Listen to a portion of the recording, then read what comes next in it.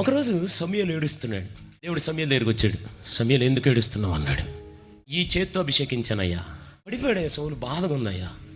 అరే వదిలే, ఏం చేయమంటావు నాయన, నీ కొమ్మును తైలంతో నింపుకో అన్నాడు. ఎక్కడికి వెళ్ళమంటావయ్యా? యెషయా ఇంటికి పోదా అన్నాడు. కొడుకులు ఎక్కడ ఉన్నారు అడిగి అన్నాడు. నీ కొడుకులు ఎక్కడ ఉన్నారు అన్నాడు. ఉన్నారయ్యా అన్నాడు. అర్జెంటుగా వాళ్ళ రాజవస్త్రాలతో సిద్ధం చేయి, సుగంధ ద్రవ్యాలతో అలంకరించు. యెషయా అడిగాడు, ఏ నీ కొడుకుల్లో ఒకడు రాజు అవబోతున్నాడు అన్నాడు. నేను మాత్రం ప్రార్థన చేసి ఉంటాడు, ప్రభా ఈసారి అభిషేకించేవాడు పడిపోయేవాడిగా కాదు నాయన, స్థిరంగా నిలిచి ఉండేవాడిగా మార్చు ప్రభా. కొడుకులు ఇక్కడే ఉన్నారు, ప్రవక్త ఇక్కడే ఉన్నాడు, కొమ్ములో తైలం ఇక్కడే ఉంది, ఊరంతా ఇక్కడే ఉన్నారు, ప్రజలందరూ ఇక్కడే ఉన్నారు, మొత్తం అందరూ ఇక్కడే ఉన్నారు. కానీ ఈ ఇంట్లో ఒకడు మాత్రం ఆ అడవిలో ఉన్నాడు. ఏం చేస్తున్నాడు? తృణీకారం, అన్ని విషయాల్లో తృణీకారం. ఏమండి, నేనేమంటానంటే నా బైబిల్ని ఏమి రాసుకున్నానంటే, ఒక తృణీకారం నుంచి పుట్టుకొచ్చిన ఆరాధికుడు దావీదు. నాన్న తృణీకరించాడు, అన్నలు తృణీకరించారు, సౌలు తృణీకరించాడు, భార్య తృణీకరించింది. ఏమంటే మొత్తం అందరూ తృణీకరించారు. ఇంత బాధల్లో, ఎంత భయంకరమైన పరిస్థితుల్లో కూడా ఈయనకి తెలిసిందంతా ఒకటే, నిత్యము నీ కీర్తి పాడుతూనే ఉంటాడు, ఆరాధిస్తూనే ఉంటాడు. హల్లెలూయా స్తుతి మహిమ ఎల్లప్పుడు. అందరూ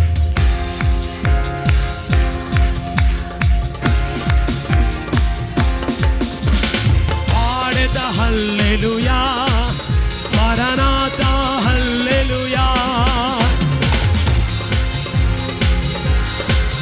మరణాతా హల్లెలూయా, సదా పాడేద హల్లెలూయా, ప్రభు యేసుకే హల్లెలూయా, సదా పాడేద హల్లెలూయా, ప్రభు. జై బలో యేసు మహారాజుకే. ఒక అంకుల్ గారు అటు వెళ్తున్నాడు. ఏ దావీదా, ఏంటి అంకుల్ నువ్వు రావట్లేదా? ఎక్కడికి?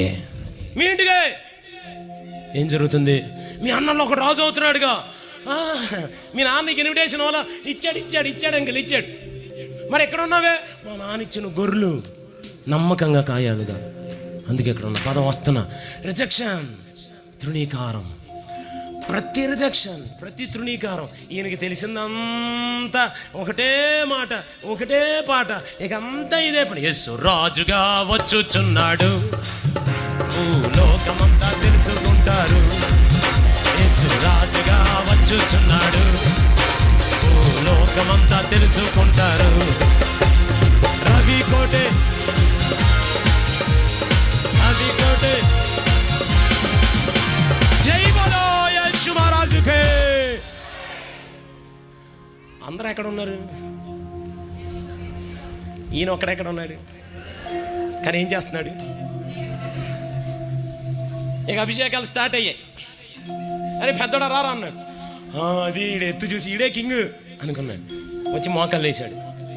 మోకాళ్ళు వేస్తే స్టార్ట్ చేశాడు. తండ్రి యొక్కయు కుమారు యొక్కయు పరిశుద్ధ.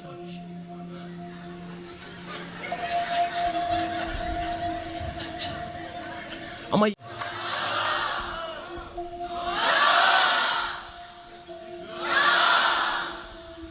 నువ్వు కాదంటే వెళ్ళిపోరా. వెళ్ళిపోయాడు. రెండోడు వచ్చాడు, మోకరించాడు. తండ్రి యొక్కయు కుమారుని యొక్క మోకరించాడు. తండ్రి యొక్కయు కుమారు. టెన్షన్ స్టార్ట్ అయింది. ముగ్గురు కాదా, మరి ఎవరో?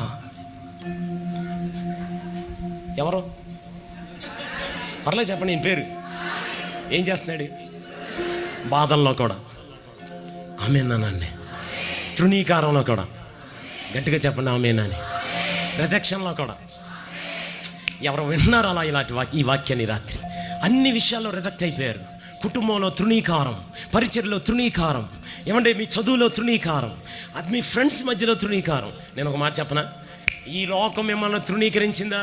మీకు పెద్ద కంగ్రాచ్యులేషన్. ఈ లోకం మిమ్మల్ని రిజెక్ట్ చేస్తే ఈరోజు పరలోకం మిమ్మల్ని సెలెక్ట్ చేసుకుని పంపించబోతున్నాడు. మా అమ్మగారు వెళ్తున్నారే, దావీదా ఏంటి బామ్మ నువ్వు రావట్లేదా? ఎక్కడికే? మీ ఇంటికే. ఏం జరుగుతుంది? మీ అన్నలో ఒక రాజు అవుతున్నాడు రా. తెలిసింది మా నాన్న చెప్పండి పదం వస్తున్నా. రిజెక్షన్, తృణీకారం, అన్ని విషయాల్లో తృణీకారం. అయినా ఈయన నోటంటే మాత్రం పాట ఆగనే ఆగ. హల్లెలూయా స్తుతి మహిమ ఎల్లప్పుడూ, హల్లెలూయా స్తుతి మహిమ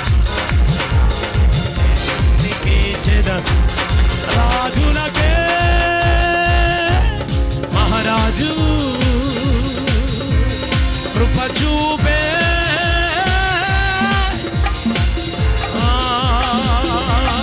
రాజులకే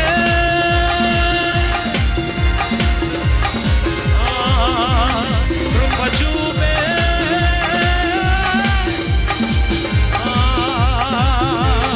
నడిపించే నజరేయుడా కాపాడే. జై బలో యేసు మహారాజుకే. ఎన్నోడు తండ్రి యొక్క యోగము నలుగురు కాదా? రా ఐదోడా ప్రభా తండ్రి యొక్క ఆరోడ నాయన అదా తండ్రి యొక్క యోగం. గట్టిగా పిలవండి, చెప్పండి. ఏం చేస్తున్నాడు? బాధల్లో, ఆమేన్, తృణీకారంలో, నిందల్లో, భయంకరమైన పరిస్థితుల్లో అందరు రిజెక్ట్ చేసిన అంతా నా మేలుకే, అంతా నా మంచికే, తన చిత్తమునకు తల వంచితే ఆరాధనాపను స్తుతించుట మానను, ఆరాధనాపను. ఓ మేలైనా కీడైనా నీతోనే యేసయ్యా, చావైనా బ్రతుకైనా నీకోసమేనయ్యా. మేలైనా చావైనా బ్రతుకైనా. హల్లెలూయా. ఆరుగురు కాదా? నీకు సంపూర్ణ సంఖ్య అంటే ఇష్టం కానీ ఆయన ఏడా అనుకుంటున్నారు అందరూ. రారా, ఓహో మన రాజు ఈడా. సరే, తండ్రి అక్కయు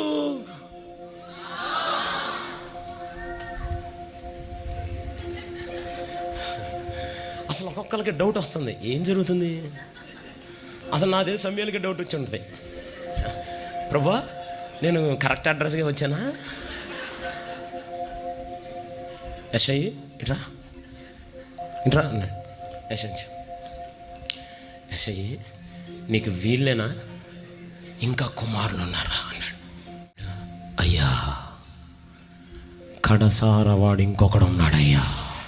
ఏడి పిలుస్తానుండయ్యా అంట్లా, ఇప్పుడే పిలుస్తానంట్లా. ఆడు గొర్రెలు కాసుకుంటున్నాడు అయ్యా. నెపాలు చెప్తున్నాడు, ఆడేమి చేయలేడయ్యా, ఆడి వల్ల ఏమీ కాదయ్యా. Call him. రిజెక్షన్ అండి. చిన్న వయసులో హృదయానికి బోలెడంత గాయం. పెద్ద ప్రవక్త సమయలు.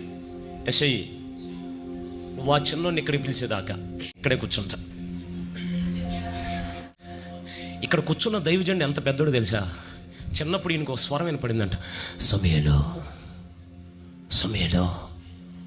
చిన్నప్పుడు ఏ స్వరం విన్నాడో చచ్చేదాకా ఆ స్వరం వినపడుతూనే ఉన్నది. వచ్చింది రాత్రంతా కూర్చోబెట్టాడంటే ఎంత పెద్ద దైవజనుడిని. ఎవరి కోసం తెలుసా?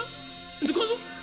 ఒక్కడు బాధల్లో నమ్మకంగా బ్రతికితే, ఒక్కడు బాధల్లో నమ్మకంగా స్తుతిస్తే, ఒక్కడు బాధల్లో నమ్మకంగా తండ్రి అప్పగించిన బాధ్యతను ఏమాత్రం జవదాటకుండా, ఒక్కడు కష్టమైన వర్షమైన ఎండైనా ఒక్కడు నమ్మకంగా బ్రతికితే ఒక రాత్రంతా దైవజనుడు కూర్చోబెట్టాడంటండి.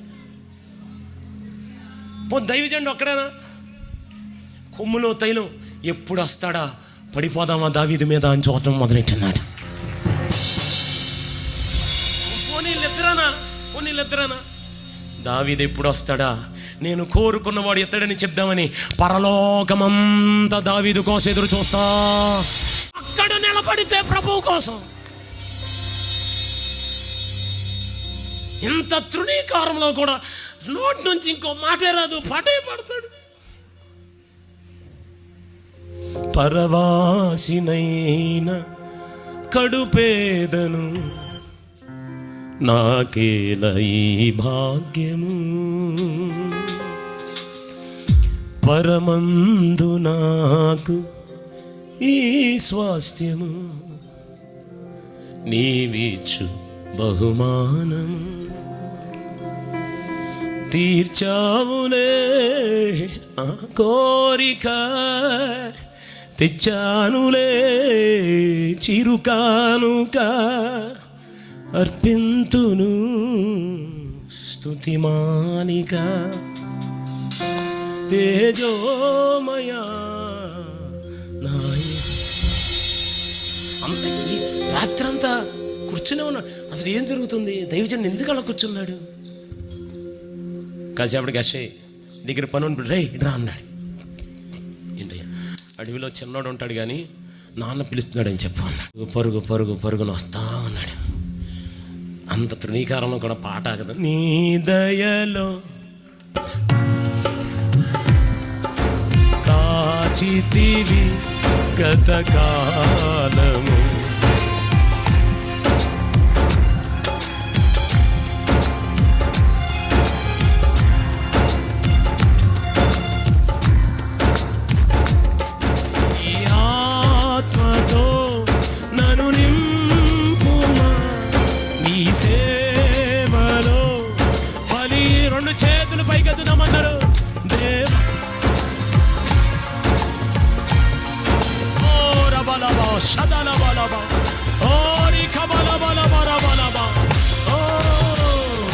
ఆరాధన స్తుతి ఆరాధన ఆరాధన యేసయ్యా నా ప్రాణ ప్రియుడా మనగలనా. పాడదాం అందరూ. యేసయ్యా నా ప్రాణ ప్రియుడా మనగలనా నిన్ను వీడి క్షణమైన నీ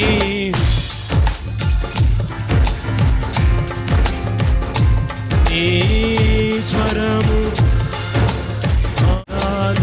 పరంది నీ పాదాలు. అందరూ గొప్ప దేవా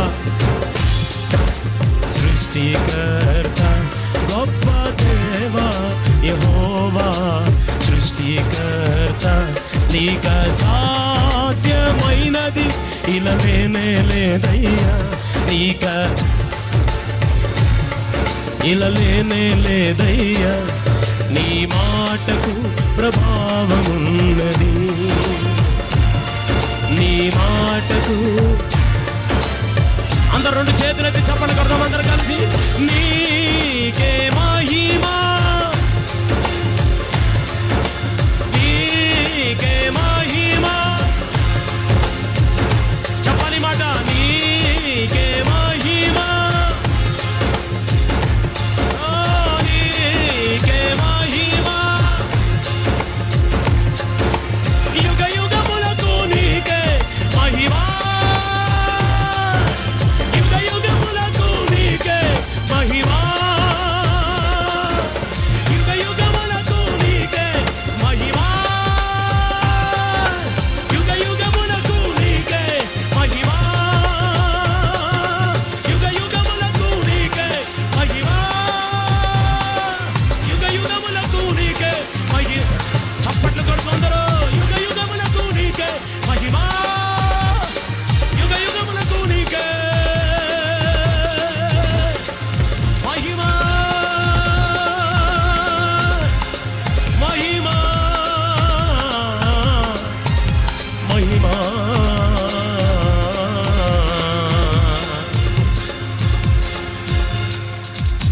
నీ ముఖము మనోహరము అంటే చేతులైతే ఆరాధిద్దామండి. నీ స్వరము నీ పాదాలు అపరంజి. ఈలో పోడు వచ్చాడు. దావీదా ఏంటన్నయ్య ఏంటి నాన్న పిలుస్తున్నాడు రమ్మంటున్నాడు. లేదన్నా పిలవడం ఊరికే చెప్పా, నేను రిజెక్టెడ్ అన్నా. నేను పిలవను. నిన్ను పిలుస్తున్నాడు మీ నాన్న. నిజంగానా? నీకోసం రాత్రి అంతా దైవజనుడు కూర్చునే ఉన్నాడు. అవునా? కొమ్ములో తైలం నీకోసం చూస్తుంది. అవునా? నాన్న పిలిచేదాకా, నాన్న అప్పగించిన పనిలో నమ్మకత్వాన్ని కోల్పోకుండా, బాధలైన, తృణీకారమైన, అడివైన, ఏ పరిస్థితి అయినా నిలిచి ప్రభు ఎదుట గెలిచినవాడు దావీదు. ఇక పరుగు ఇక పరుగులో కూడా ఏమాత్రం పాట ఆగదు, ఇక పాడుతూనే ఉంటాడు. నీ కృపలన్నీ తలపోసుకొను నీ పాదాలు చేరానై, నీకు కృతజ్ఞతలు చెల్లింపమదిలో. దావీదా, ఎక్కడికే నాన్న పిలిచాడు. నా కన్నీళ్ళు మిగిలాయ్యా. ఎక్కడికి దావీదు అంత సంతోషం? నాన్న పిలుస్తున్నాడు. ఆగు, నీ పాద సేవ నే చెయ్యనా, నా ప్రాణ మర్పించనా, నా సేద తీర్చిన నీ కోసమే ఘనమైన స్తుతి అర్పణ. అమ్మ, మీకు మాట చెప్పనా? మనల్ని కోరుకోవటం కోసం హీ లెఫ్ట్ 99 టు ఫైండ్ 1. 99 మందిని వదులుకొని మన కోసం వెతికిన దేవుడు, మనం ఆరాధిస్తున్న దేవుడు. అసలు సమయాలు ఎట్ట కూర్చొని తలవాల్చి ఉంటాడు. అసలు ఇంట్లో పెద్దోడికి అడవిలో ఉండాల్సింది ఆఖరుణ్ణి ఎందుకు పెట్టారు? అసలు తల కూడా సరిపోదా కిరీటానికి? ఏం చూసి కోరుకున్నాడు? కూడా చిన్నప్పుడే పిలువబడ్డాడుగా. అసలు అది చూడాలి పిల్లోడు ఎట్టుంటాడు. అలా తలవాల్చాడేమో. కాసేపటికి స్వరం వినపడుతుంది ఆకాశం నుంచి, సమయలో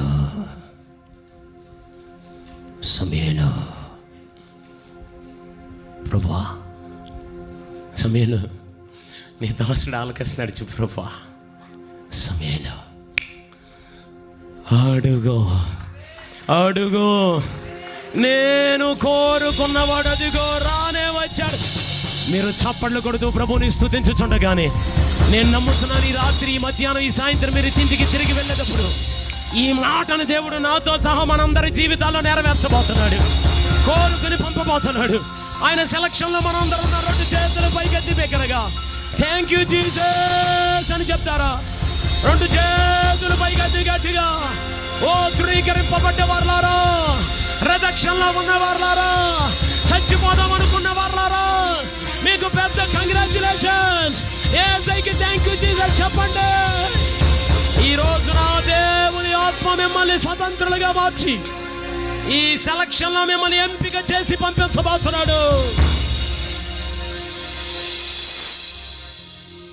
నా బైబిల్ ఏం చెప్పిందంటే, సమయలు నువ్వు లేచి నిలబడి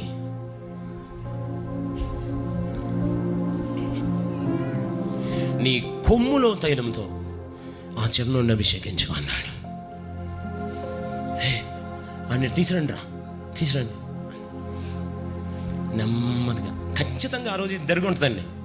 ఎప్పుడైతే లోపలికి దావీదు అలా అడుగుపెట్టాడో, దేవుడు ఆ వాతావరణాన్ని అంత మహిమతో 2 చేతులు పైకెత్తి ప్రభుని స్తుతిద్దామా? మనం పాట పాడితే దేవుని సన్నిధి దిగి రావాలి, ఆరాధన చేస్తుండగానే దేవుని సన్నిధి దిగి రావాలి, వాక్యాన్ని ప్రకటించుచుండగానే వాతావరణంలో దురాత్మ అంధకార శక్తులను ఆమేన్ చెప్పాలి, గట్టిగా లయమైపోవాలి. దేవుని వాతావరణం మొత్తం మహిమతో నింపేసి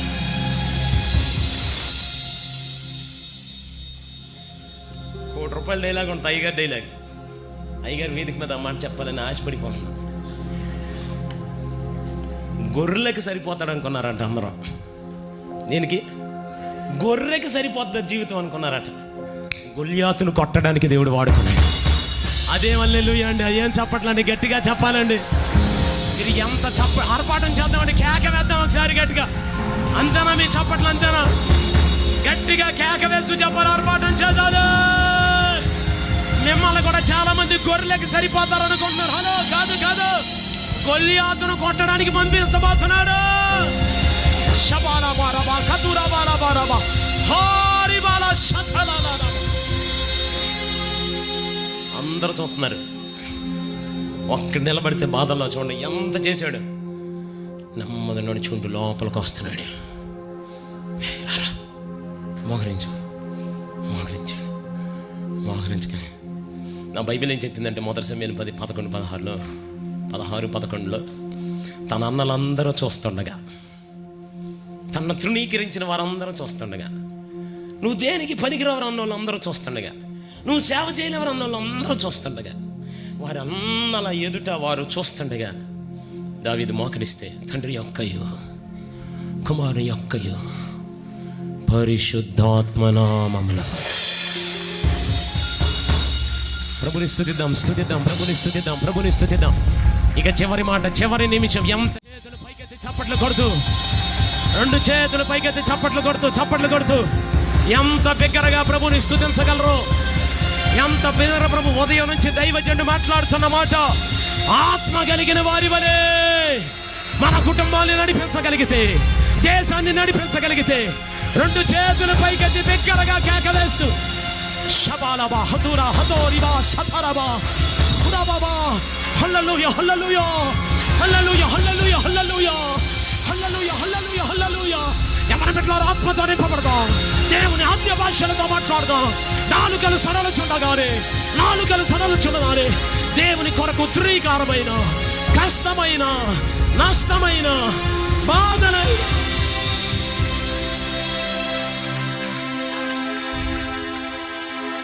నాటి నుండి యెహోవా ఆత్మ దావీదు మీదకి బలముగా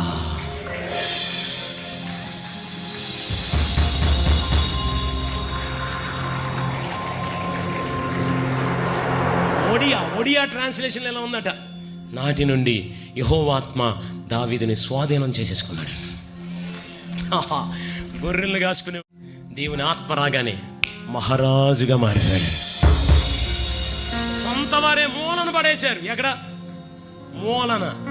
మూలన పడేసిన వాడిని ఈ ప్రపంచానికే మూల పురుషుడిగా మార్చి దేవా దేవుడు కనపరిచి 2 చేతులు పైకెత్తి దేవునికి స్తోత్రాలు చెప్తూ ఉన్న పలంగా ఒకసారి లేచి నిలబడదాం.